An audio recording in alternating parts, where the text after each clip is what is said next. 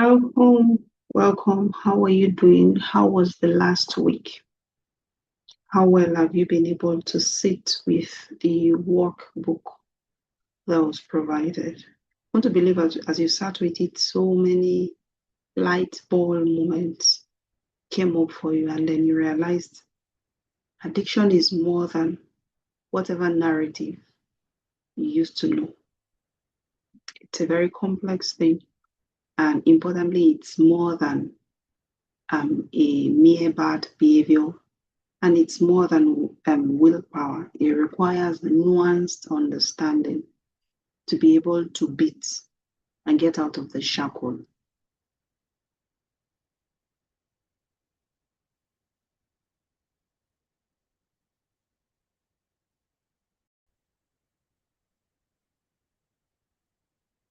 So today we continue and we begin with a very pertinent question. What's your addiction doing for you? I bet that is a question not many people have asked you. And maybe you've not even asked yourself. Because if there's no reason, no one would engage in certain substances or behaviors of addiction if it wasn't offering any form of benefit. No one would engage in it. You find that even drugs that are bitter, people knowing fully well that they are on this drug so they can get better. You still have some very grown adults struggling to swallow bitter pills with the fact that it's beneficial. How much more a behavior that is literally turning your life upside down. So it's doing something. And it's in coming to that place of awareness of what it does that you can then ask yourself another valid question. So, what can I do holistically to achieve this need, which is likely legitimate, rather than needing a behavior or substance of abuse to achieve that same need? So, understanding addiction as a survival strategy is the hallmark of this model.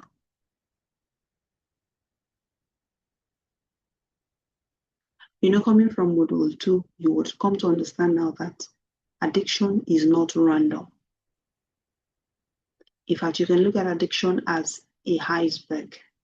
And some people describe it like a tree. For the tree, it has its roots. What we see is the fruit of the tree. But the fruit of a tree is dependent on its roots.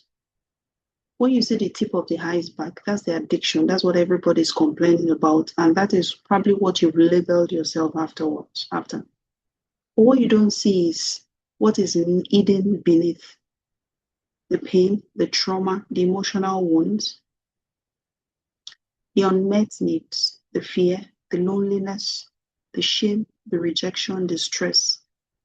These are the hidden reasons that drive many people's choice. Now, coming from this place of understanding that every substance or behavior of addiction is a survival strategy, an attempt to cope, would allow us to extend compassion rather than judgment, and gives clarity where confusion shrouded the whole landscape. Every addiction begins as an attempt to solve a problem. So it could be emotional pain. It could be that you don't want to feel lonely. It could be that you're trying to manage the fear, or trying to manage shame, or trying to mask rejection with that substance you smoke, or trying to manage stress with that glass of your favorite drink, or trying to deal with unresolved traumatic experience with a pornography act.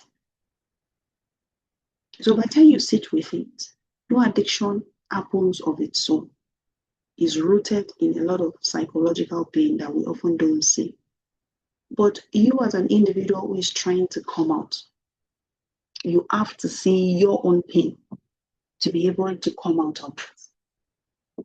You have to see your own pain and be willing to confront the pain, and in the place of confrontation, come to the place of healing and making new meanings.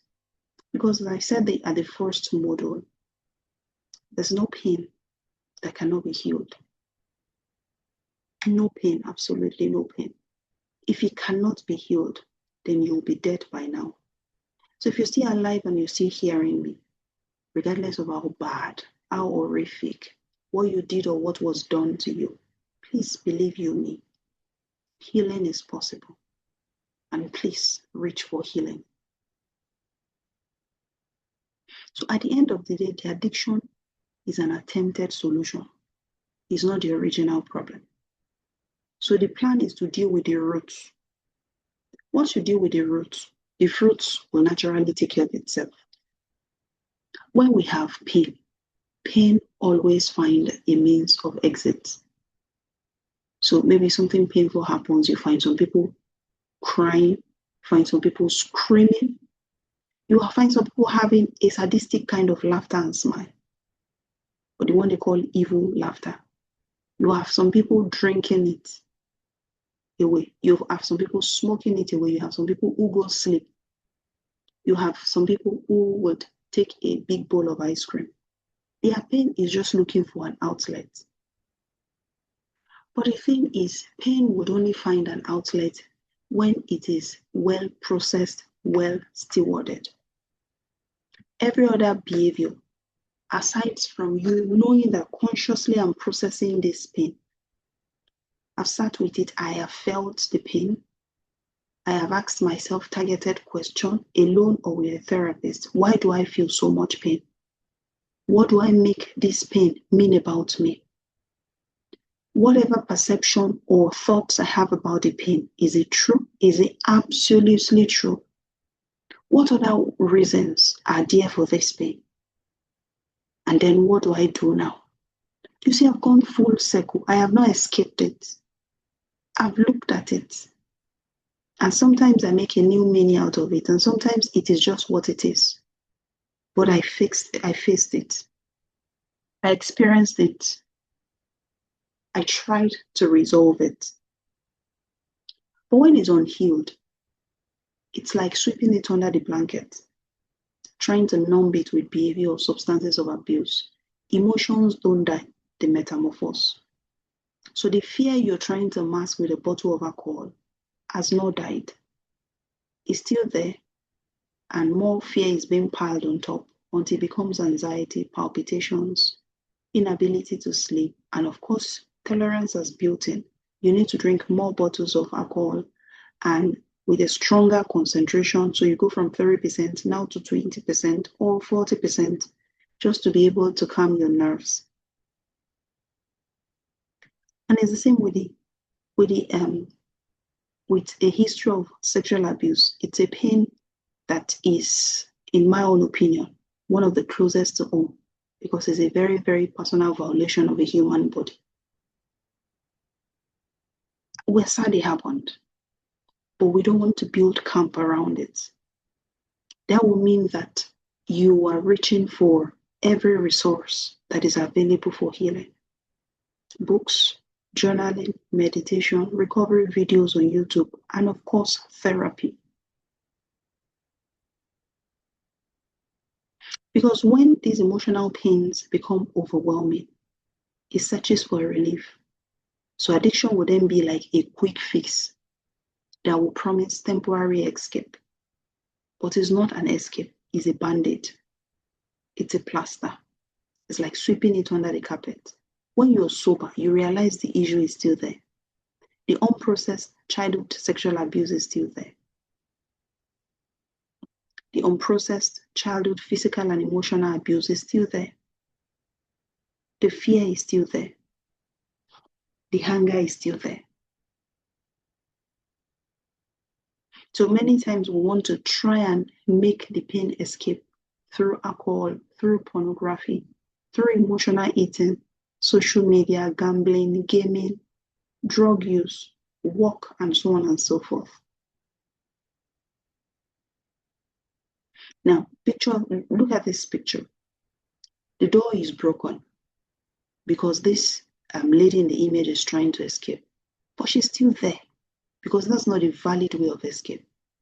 As the addiction helped, no, it has worsened things. The valid way is to find where is the door out of this pain. In this house, there is a door. In the house of your own soul, there is a door. It may mean that someone will show you the way. That could be therapy. And that could be a book. And that could be a group. And that could be a course like this. But there's a way, and you have to find a valid way so that you can also show people the way in the future. Because someone will come to you and they have deep emotional pain. Your own experience can be a leverage for other people's healing. The real truth is that addiction is not the enemy. It is just a messenger of a deeper psychological pain. So I ask you again, what does your addiction do for you? Because when you look at addiction without awareness that it is more than what you see, the pain is hidden beneath the iceberg, regardless of the visible behavior we see. The alcohol, the gambling, the porn, the gaming, the sex, you name it. Those are visible behaviors. The pain is hidden beneath. And true healing would require that we go beneath the surface. What we don't see many times, what you may not have even associated it with too many times, yourself as someone who is trying to recover. Could be childhood trauma, emotional neglect, grief and unresolved loss, unmet needs. Childhood trauma is not only what happened to you, it's what should have happened that did not happen. So emotional neglect, abject poverty, parental separation. You should have had the growth. You should have grown in an environment where both parents were available and mutually loving.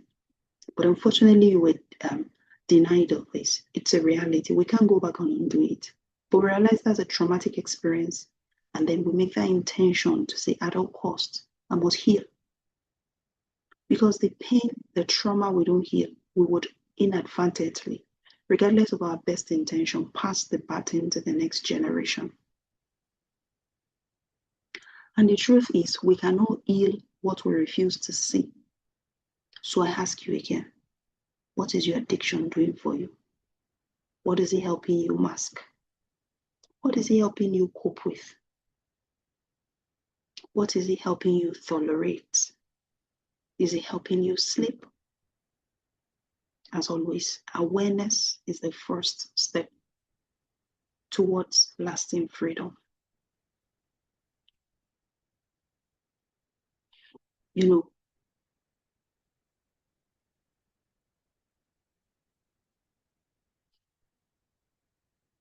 A number of reasons that clients will tell me that they use addiction for, because I would always ask my client, what does it do for you? We want to really dig down, so that we're not working at a superficial peripheral level. For some people, it's a means of soothing emotional hurt. So they are sad, they are scared, they are angry, and they feel when they take this, they feel better. Again, temporary escape, but realistically, not even an escape. Just numbs it. For some people, it helps them to get that sense of control when life is out of order. So the bills are due, the children are shouting, you are at loggerheads with your wife, you don't want to deal with the issue, you reach for a bottle of alcohol, or you go watch porn. And most people will tell me it helps them to forget or stop thinking. So the construct of a traumatized mind is to be trapped in survival mode, where you're always thinking, strategizing your way out.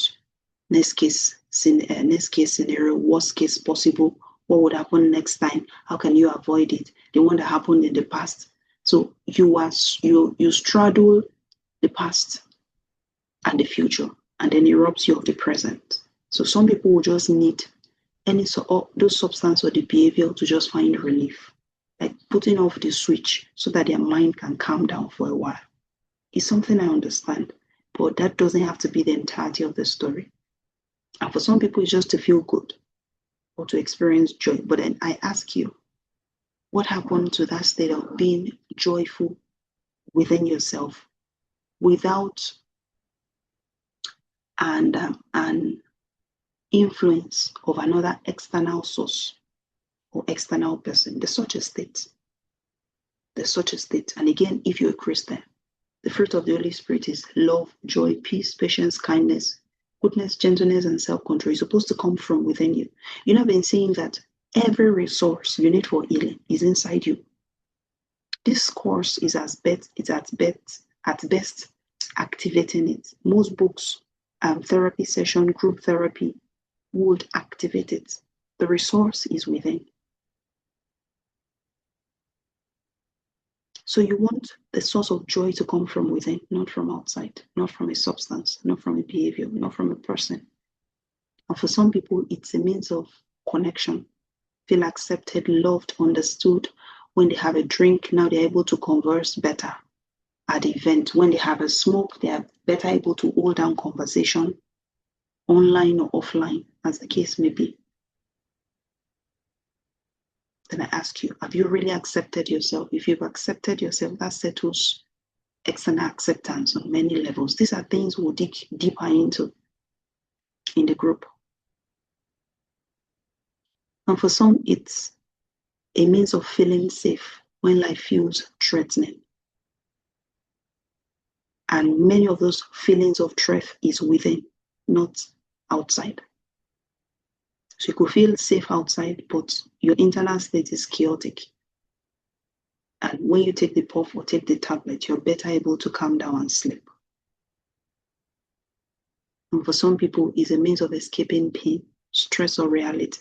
So when you really look at it, it's a coping mechanism. So again, I ask you, looking at all of this, what is your addiction doing for you?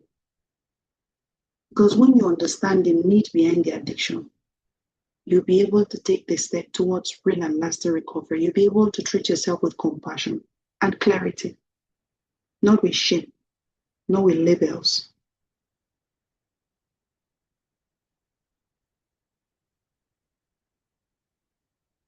And I have this quote here that says, behind every addictive behavior is a human need crying out to be met in a healthier way. And really, when you look at all of this, there are healthier ways to meet them. You may have a longer course. It may take more discipline and more intentionality. It may take a bit of more time, but there are healthier ways with incremental positive impact. Now, substances of abuse would be having decrease in their impact, for which you will need to increase your use. That's what I meant by tolerance. When you took the first puff, then you felt good, you felt at peace. 2 months later, a puff does not do it. You need a whole blunt. And a year later, you need 6 blunts. And another 2 years, you are hooked. It's a gradual phase. But every need the human soul would ever have, the resource to meet it is inside you. Inside you. So I ask you a challenging question. Supposing the substance or behavior of addiction is non-existent. I mean, it's not created, formulated, not available. And you're scared, what would you do? Or you're overwhelmed, what would you do? For most people, they will seek help. For a few people who are really, really on the brink, they may contemplate ending it all, that's suicide. But the addiction does not stop the suicide. I've also had those who have addictive disorders, and that is what will even precipitate the impulsive behavior of suicide. So if your behavior of addiction was not available, would you not seek help?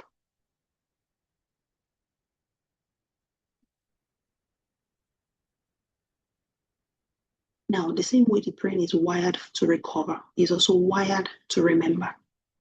And it remembers what offers relief and what feels pleasurable. And it learns to reward those two activities.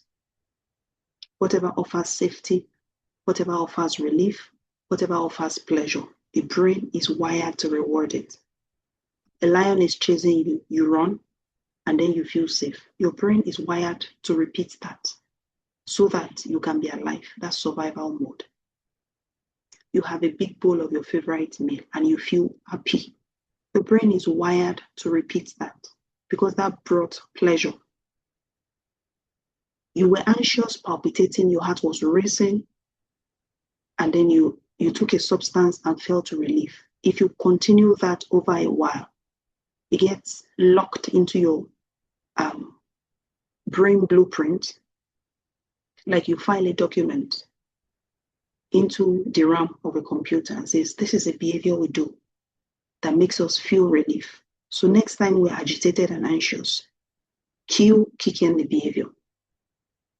The brain is just trying its own best to keep you safe, even if the method you have chosen over time is harmful. The brain really cannot, what's the word now? Differentiate between this is harmful, this is not harmful. These are just neurons, chemicals, all wiring together. But at the level of your soul, you know that it's not beneficial. And then you do what it takes to rewire the brain. Many times, the need to use, like I discussed in the first module, begins with that pain. Emotional pain becomes overwhelming. The individual reaches for the behavior or the substance. Of course, it offers a temporary relief because it works for a while. And then the brain records that this behavior or substance brings relief. So next time there is a pain, what does the brain do? The brain is wired for effectiveness. Sometimes not rationality, effectiveness. We have to intentionally grow the brain to be rational. So the next time pain comes, the brain reminds you that there used to be a solution that works. And the individual repeats the behavior or the substance. Before you know, a cycle, a pathway is formed within the brain that's without even much thought subsequently by default. You just find that you're reverting to such behavior or the substance, at which point self-will is out of control.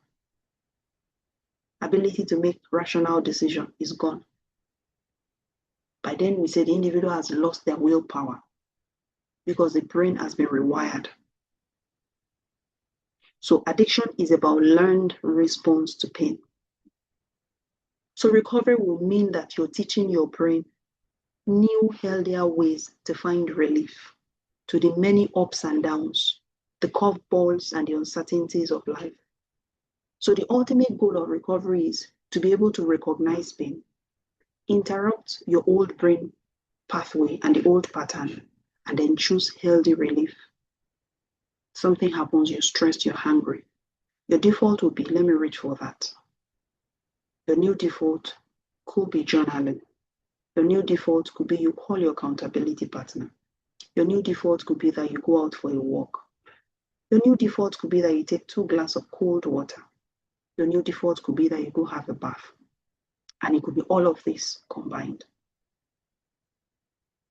So the same way the brain learns the pathway of addiction, it can learn a new pathway of recovery. You can rewire your brain. No one is ever stuck, except we choose not to move. The brain is also not stuck, neither are you. You can rewire. And every time you choose a healthy response, you're teaching your brain that healing is possible.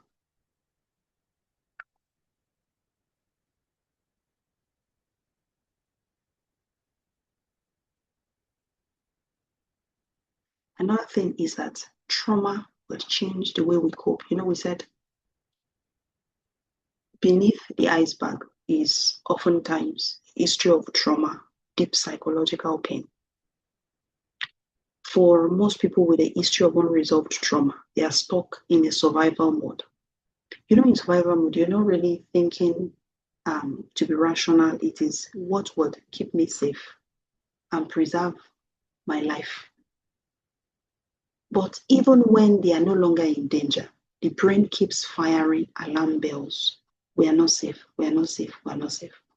So most reactions to regular life activities is still from that neuronal wiring of survival mode. So addiction then becomes another way to cope. Trauma would oftentimes impact on three important parts of our brain: the prefrontal cortex, the amygdala, and the hippocampus. The prefrontal cortex is right here in the front. It's the seat of executive function. It's the seat of rational decision. Allows us to think, make rational decision, help us to control our impulse. In trauma survivors, the prefrontal cortex is less active, but it can also grow through the pathway of recovery. Then amygdala is the seat of, would I call it the alarm bell of the brain, would detect danger and trigger survival response. In survivors of trauma, it is the activity of the amygdala is heightened, is exaggerated. So you have alarm bells going off to innocuous things. The way you can picture it is, you have a smoke alarm in your house. Or if you don't, picture a smoke alarm if you've watched it in a movie. It's supposed to go off when there is a real smoke. But then you have your smoke alarm going off when someone is frying plantain. What's happening? The smoke alarm is broken. So it keeps you edgy, it keeps you anxious, it keeps you agitated, it keeps you ready to fight all the time. Makes you unable to sleep, unable to be rested, unable to enjoy the little things of life. Because who goes enjoying when they're in survival mode? Who sleeps when they're in survival mode? When your body is telling you, danger, danger, danger. That's what happens in trauma. So many people who are survivors of trauma would be tilted towards an addictive behavior or substance as a means of coping. But this is not the goal. This is not what you want. What you want is to come to that place of being suited, being seated, being calm, being peaceful. Then hippocampus is the seat of our memory and learning. And this is also oftentimes affected under chronic stress. So memory is, would I call it misplaced? A simple way I would explain it is you are in a hurry and you need to file 100, you need to arrange 100 files. Will you do them well? No, likely you will stick them all over the place. And then you have flashbacks, you need to pull out some important files, you don't know where it is, you pull out one, everything comes unraveling. So such individuals are triggerable, very easily triggered. There's a look that they don't like that reminds them of the kind of look that their mother gave them or another person gave them. So you pull one file and 10 other files comes unraveling. So one experience is not one experience for a trauma survivor. So one experience brings 10 past unresolved experiences, and then the emotional experience from a single experience is times 10. If it's pain, it's times 10. If it's fear, it's times 10. So the ability to cope is quite suboptimal. Little wonder many times they will resort to addiction as a means of just surviving. So now someone would then say, hey, but there are other people who had traumatic experience and they're okay. Trauma is not the event. Trauma is what happened inside you. So it is what happened inside you because of what happened to you. I define trauma as that thing that happens to you that alters the way you see life. You see yourself, you see God, you see the world. So two people had an accident. One person came out and said, oh, thank God, I'm good, even though they had a broken bone.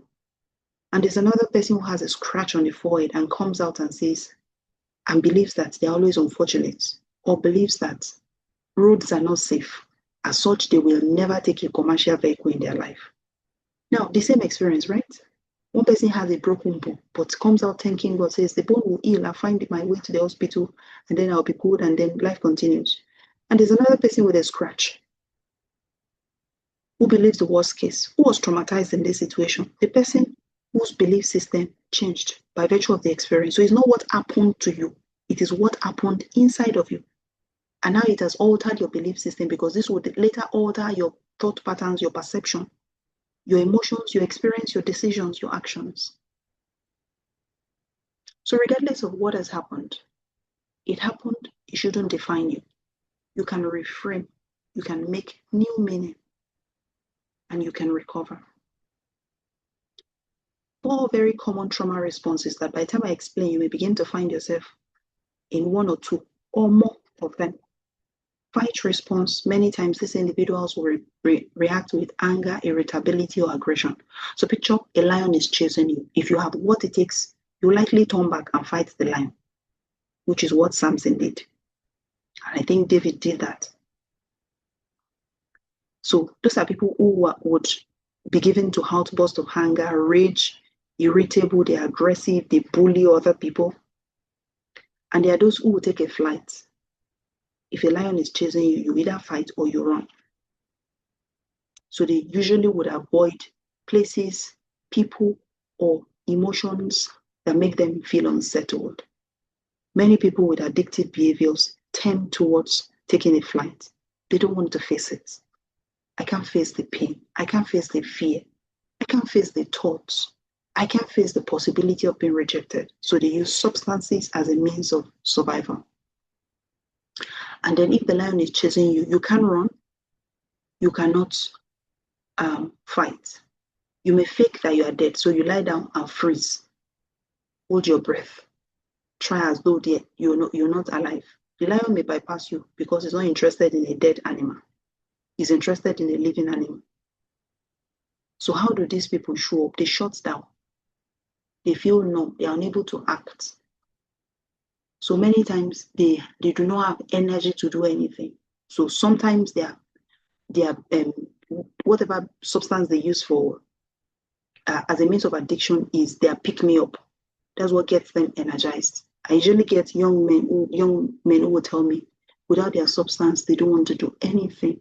They just want to lie down, remain in the room all day watching Netflix. No energy to even order food. That's freeze response. And something happened to put you in that state. Then fawn response, these are people pleasers who are seeking approval just to be able to stay safe because somewhere in childhood they came to inculcate that they must be accepted for them to be safe. This is common in women and it's common in people who end up in codependent relationships. The relationship is clearly dysfunctional, but they cannot afford to check out. Now, wherever you are on this trajectory, one thing I don't want you to go with is that you're broken. What I want you to remember is that you are not broken. Your brain learned to protect you. And with this awareness, you will now learn to heal yourself. Trauma would ask you, how do I survive? The traumatic experience is no longer happening. It's the story that is still locked in your nervous system. By virtue of recovery, you should ask yourself, how do I heal? How do you heal that which you have not told anybody? How do you heal that which no one would understand? How do you heal that which you don't even have a language for? It's only your feeling. It's only your emotions that can express it, but you cannot articulate it. That's the question recovery should ask. And that's the question you should be asking.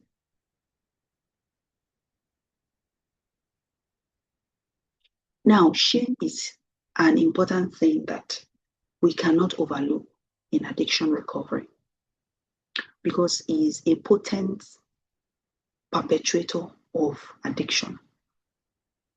Shame would oftentimes convince people who struggle that they are unworthy of change, and it keeps them trapped in the cycle. There's guilt, there's shame. Guilt would tell you that you did something wrong, and many times would motivate you towards accountability, towards change, would motivate you towards a positive change. And guilt is focused on the behavior, not on you. You puffed a smoke after you said you're on the recovery journey and then you felt guilty. Guilt will tell you can do better. It will even tell you you're better than this. This is not the life you chose. But shame focuses on your identity. It says you are wrong, that you are something or someone wrong. And it tells you some narratives in your mind that you are beyond hope, that you are hopeless, that you're helpless. That's shame speaking. You want to deconstruct it. because it's a potent enemy of your recovery. And nobody would ever speak that lie over you. That's a negative thought pattern you want to reconstruct. Because I didn't ask if you have a loved one who struggles like you struggle. Will you speak those words about them? Would you say they are hopeless? Would you say they are helpless? Adapt your word. So if you will not say that to them, why would you say it to yourself? Because shame would ultimately lead to isolation and hiding. If you feel you are the problem, you don't want to associate, you don't want to speak out, you don't want to reach for help. If you feel you have a problem that needs to be dealt with, you likely say, oh, I need help. Shame will fuel addiction and self-hatred. Shame will many times say, I feel ashamed. The individual wants to hide and isolate. And then what do? They use the addiction to numb the pain. Numbing the pain, they have temporary relief, but the shame comes later worse than before. And then the cycle begins. And with each repeated use, the cycle gets bigger and stronger. So one thing I want you to do, which I said in the first module, is that you want to separate your identity from your behavior. What you do is not who you are. Your identity is who you are, created in God's image and likeness. Your behavior is what you're doing, the addiction. The plan is to let go of the addiction so that you can act from the place of that God-given identity. You are more than your past, regardless of how crappy it is.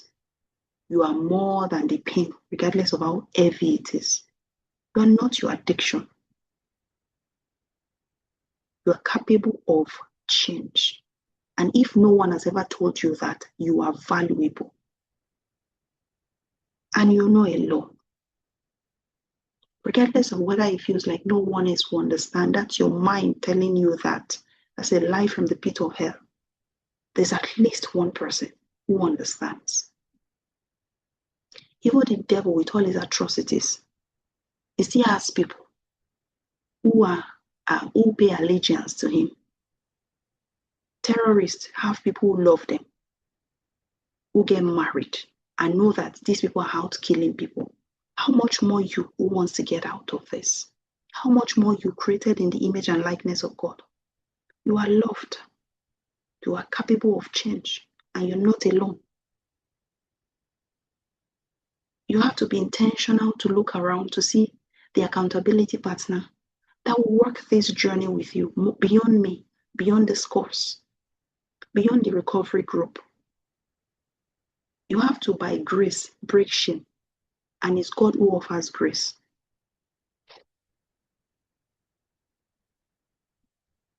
So now, importantly, please, recovery is not just that you are just removing the substance. You are no longer using the substance. It is that you are replacing. You have said that a number of times. It must be that you're replacing old coping mechanisms with new healthy coping mechanisms. So there's the old coping mechanism that will many times offer you temporary relief that is damaging and realistically is unsustainable.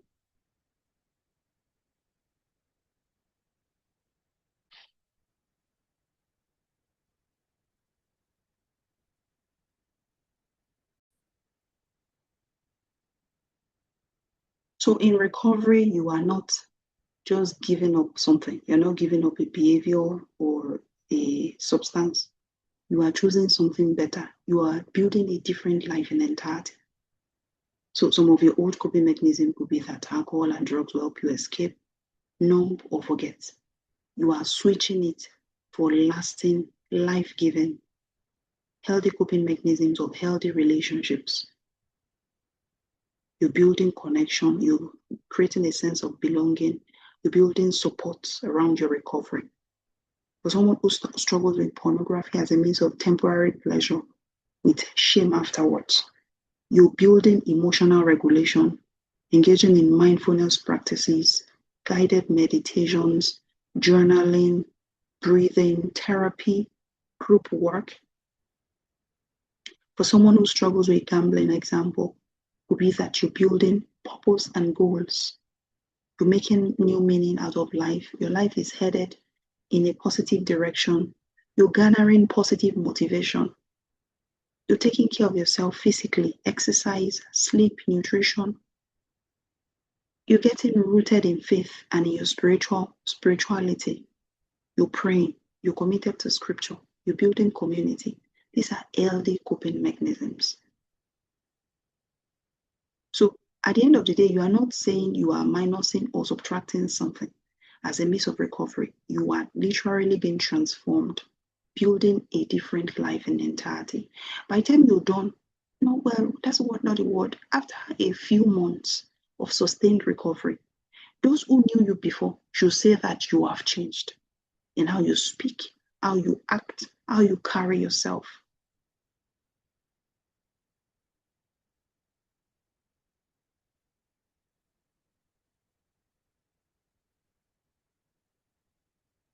Now, importantly is to understand that healing is not a one-time event. It's a daily choice. You have to make the decision for your recovery again and again. You have to keep choosing. You have to keep growing. You have to keep going. And importantly, it's not about how many times you fall, because on this recovery journey, there may be lapses. So let's have that settled. If you have one lapse, you pick yourself up again. Two lapses, pick yourself up again. It's not over until it's over. It's not over until you've given up. You know, when you watch wrestling, you find that person who is on the ground, who is being pressed down, and then they begin to count. Except that person refuses to lift a hand, that's when they say it's over. If he lifts a hand when they are counting, we do not say it's over. The game is not over. So it's only over when you give up. And here, we don't give up. We don't give up. So your building blocks for your lasting recovery are your daily choices. Small, consistent choices will create lasting change, as we're going to discuss. Sleeping, targeting 7 to 9 hours, journaling, meditation, reflection, group work, therapy, having positive activities, being positively engaged, volunteering, praying, scripture studies, listening to sermon, changing your circles, your circle of influence. Your network becomes your network becomes your psychological net worth. Eating healthy, drinking water, minimizing social media usage. Those are small daily choices that you want to be consistent with. Reading books around healing and recovery, watching recovery YouTube videos, attending courses, or buying courses, as the case may be. Then you want to also build a support system. You don't have to do it alone. There will be a parent, there will be a spouse, there will be a sibling, there will be a friend who can walk this journey with you. Then you want to renew your mind with truth. You know, as you've been tracking with me, you find that there are a number of belief systems that you have had that is sustaining this addiction. You want to deconstruct those negative core belief systems and implant superior predestined belief systems. Then you want to lean on faith, you want to lean on grace. And importantly, you want to be compassionate with yourself. The addiction is just a tip of the iceberg. Knowing that there's pain beneath the addiction, you want to extend compassion and mercy to yourself. So a new life in recovery will birth peace instead of chaos, will birth purpose instead of emptiness, will birth connection instead of isolation, will birth joy instead of guilt, will birth freedom instead of addiction. And every day, every new day is a new opportunity. So there's a reflection question I want you to go with at the end of this module. What can you do? What can you choose today that your future self will thank you for? Sit with that question. Until next time, stay blessed.